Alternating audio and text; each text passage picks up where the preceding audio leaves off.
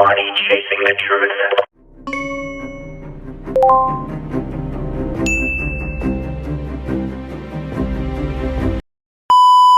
So the racist Ryan Clark strikes again.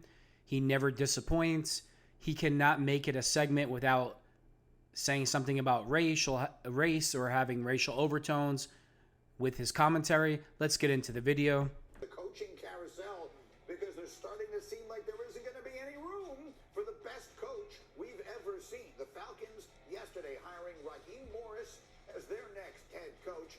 The hire coming after an extensive search that featured 14 candidates, including 2 interviews with Bill Belichick, plus Mike Vrabel, plus Jim Harbaugh, who we know wound up in Los Angeles. So with Morris now in Atlanta, that leaves 2 teams with head coaching openings, the Commanders and the Seahawks. Very notably, a name you do not see in that right-hand column there is Bill Belichick, who parted ways with the Patriots earlier this month. And as I bring Shefty into the conversation, and we'll play it a little later, I'll remind everyone, RC, sitting right here 2 weeks ago, said, people should not just assume that teams are going to be killing themselves to hire Bill Belichick. And it certainly looks 2 weeks later, Shefty, like he's right.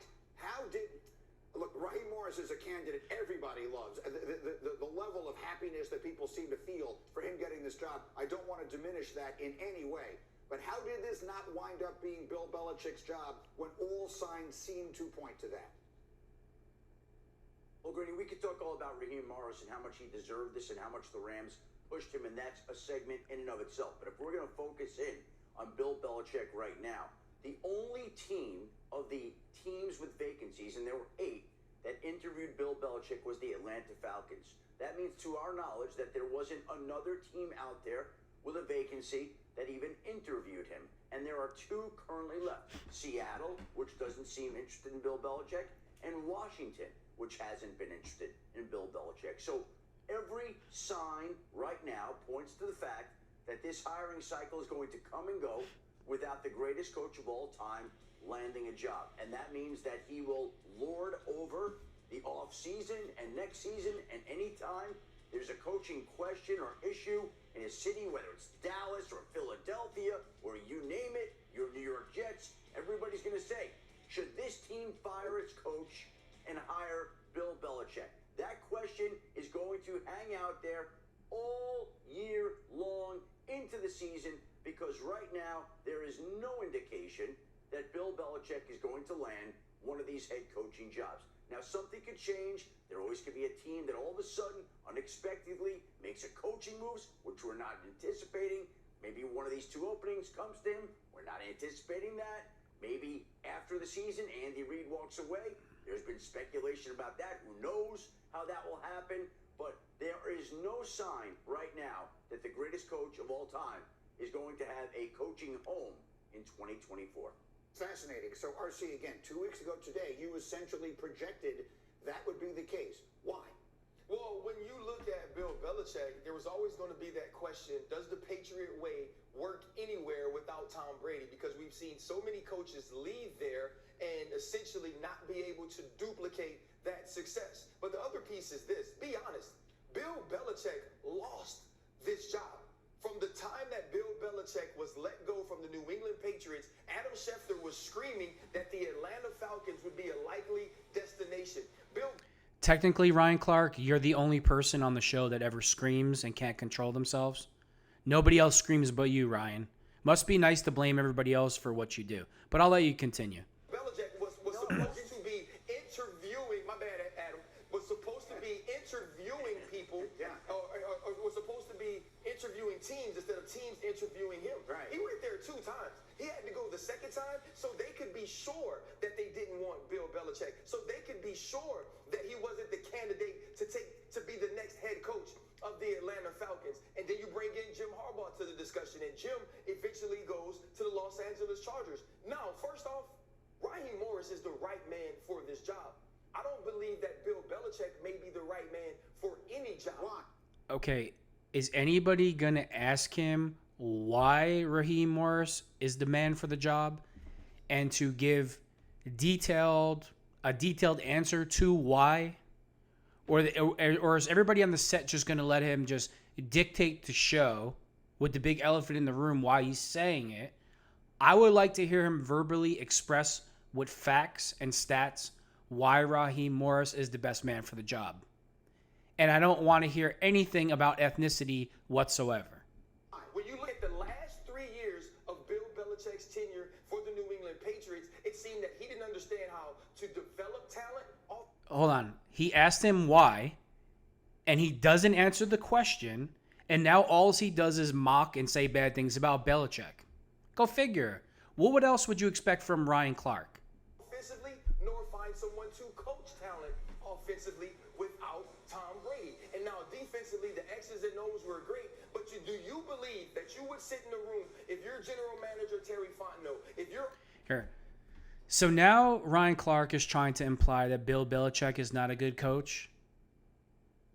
Let me give you a history lesson, Ryan Clark. I know it's tough because you're just focused on race and being a racist and ethnicity, but I'm going to give you a history lesson. Bill Belichick came into the league as a defensive coordinator with the New York Giants. He was either with the Giants or with the Browns first. But let's just say he started with the Giants. The Giants had the best defense in the league with Lawrence Taylor for a couple years. They won a few Super Bowls. Fantastic defensive coordinator. Super Bowl ranked coach. He goes to the Browns, becomes the head coach. The Browns were a complete mess. The Browns were about to go to the Super Bowl. Bill Belichick brings them back from the dead. John Elway goes on a 99-yard drive in the snow to send the Broncos to the Super Bowl. They're one game away from the Super Bowl. And then Belichick leaves to New England, and we all know what happened there. But according to Ryan Clark, the god, because he's a god, nobody can even raise their voice to him, or he goes crazy. He can scream and yell at everybody. He can dictate the narrative. He won't stick to facts. He won't stick to statistics. He'll stick to his fragile feelings and his racist statements. So let's get into the video. Owner Arthur Blank and be wowed by Bill Belichick's personality. Think that personality works with the kids that are part of the NIL. First of all, this isn't the NIL. This is the National Football League. And if you come into the NFL with an attitude like Caleb Williams, you'll be one and done. So NIL and the way colleges, that diva attitude doesn't transfer to the NFL. Generation, the transfer portal generation, or when you sit across from Raheem Morris with excitement, with the smile on his face, with an understanding of how to relate. He makes me sick. This guy just makes me sick. Now it's all about smiles, right, Ryan Clark? Listen, I love Mike Tomlin. I say that Mike Tomlin is the perfect man for the job in Pittsburgh, whether he's winning or losing, to deal with today's players. But I'm going to ask Ryan Clark a question. Who played for Mike Tomlin? When do you ever see Mike Tomlin at a press conference smile, whether he's winning or losing? Now, he has a different attitude with the team behind closed doors. He doesn't play into the media garbage. That's what Belichick does. Jared Mayo, the new coach of the New England Patriots, has been on record saying that the one thing that would surprise you about Bill Belichick is his sense of humor behind the scenes, that he acts one way with the media and another way with the team. But when you're a racist like Ryan Clark, facts don't matter.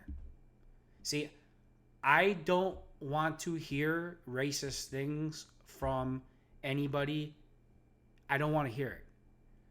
When you're obsessed with race 24 hours a day, making a big deal about another person's ethnicity, religion, you do not stop. It's a sign of low intelligence. That's, in a nutshell, it's a sign of low intelligence, that you're making a big deal that somebody's from a different background than you. Now, obviously, I see ethnicity, I see culture, I see different religions. Who doesn't?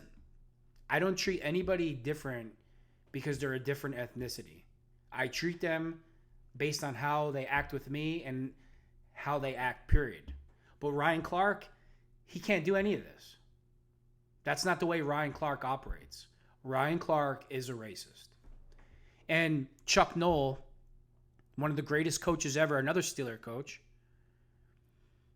the team loved him. Loved him. Matter of fact, when they played the Raiders in the Super Bowl, He didn't give compliments all the time. And in his pregame speech, he said, "There's no doubt in my mind what team's going to go out there and win today," and that's all it took because they respected him. But with Ryan Clark, it's not about that. It's all about race, ethnicity, and racism with Ryan Clark. Relate to players. When someone like Jalen Ramsey, who's been on 3 different teams, says they got the right man and the best coach for the job. You heard what he said? Jalen Ramsey, a guy that's been on 3 different teams. You know why Jalen Ramsey's been on 3 different teams like you, Ryan Clark? Another guy that's been on 3 different teams. When a guy that's super talented has been on 3 different teams, that's because he doesn't know when to shut his mouth. Kind of like you, Ryan Clark. People aren't saying that about Bill Belichick unless their name is Tom Brady. Danny Amendola said, "We played for Tom." And so now that So now he's saying that Bill Belichick was a bad coach because the players played for Tom. He claims to be a 13-year NFL veteran. I mean, I look at his resume. Every player knows in the locker room when a coach leaves, after he does his little spiel, it's on the players. The players play for each other. He knows this. And the tighter the players are, the better chance they got of winning the Super Bowl.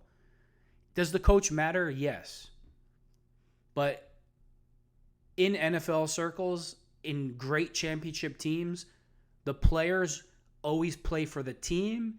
And in a room of a team, there's always that one guy that everybody loves and would die for, and that one guy happened to be Tom.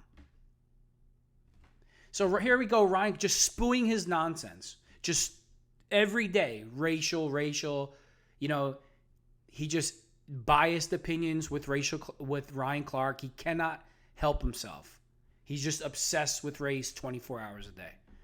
all of these things are coming out, you're seeing that he no longer has the success as a coach that he had with Tom Brady. Why are we rushing to get him? And on the other side of that, what old dudes coach really well now? They don't. What old dudes coach really well now? Ryan Clark. You remember Dick LeBeau? You know the guy that created the 3-4 defense, him and Don Capers? You know your defensive coordinator for 6 years in Pittsburgh that put you in the best position to make plays, who's now with the Tennessee Titans, who's one of the greatest coaches to ever live? I mean, does Ryan Clark know anything, or is it's just off the top of his head? Who in his mind he thinks is racist, and then he attacks them, because that's what he does every day. And everybody will sit there, agree with a smile. Oh, he's so funny, Ryan Clark, right? Nobody will call him out on his nonsense, but I'll call him out on his nonsense. I mean, if nobody else is man enough to do it, I'll do it every day. And so you take the most curmudgeonous, right? The blandest, the most wonder bread of coaches and say, we're going to drop him in Atlanta with that team, those young players, and it's going to work. I think the more they talk to him, the more they realize. Do you know why he made that face with the eyes? We're going to, first of all, let's dissect what he said. The blandest wonder bread. And then he's saying in that city, Atlanta, because Atlanta is known as a black city, right? So he's saying, and this is exactly what he's saying, that Bill Belichick is too white to coach in the city of Atlanta. And he still has a job. Could you imagine if this was being said about Jared Mayo? Like, the world would explode. It's just amazing that everybody will sit there and all these insults will just go over everybody's head and they'll all pretend they didn't hear it. Nobody will ask them, well, what are you trying to say? Are you trying to say that Bill Belichick is too white to coach in the city of Atlanta? What the hell does the color of your skin have to do with coaching a football team and living in the city of Atlanta? There's no white people in Atlanta? There's no white people in Georgia? There's no white coaches on the Atlanta Falcons coaching staff, Ryan Clark? It's just amazing. It's amazing and pathetic at the same time that not one person will call him out on that set for his racist garbage day after day after day after day. Ryan Clark is literally, I used to have ESPN on in my house 24 hours a day. I never watch ESPN now because of Ryan Clark. It wasn't his job. So at the risk of putting words in your mouth, I feel like if we were to sum that up, he would suggest that the players have passed him by. Maybe the game hasn't No, the passed game him by, absolutely has not. but the players have passed him by. You're amazing, Greeny. You're just such a coward. So all the racial stuff that Ryan Clark just said right to your face, that'll just fly over everybody's head.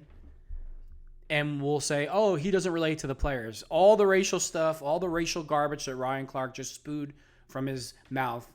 The God Ryan Clark that nobody could question, right? Nobody can call him out on his garbage. We'll just let that fly over everybody's head. Again, when you are obsessed with race, no matter what race you are, and you make a big deal about other people's race, or you think that's the reason why they do a bad job at something just because of their ethnicity, it's a sign of low intelligence.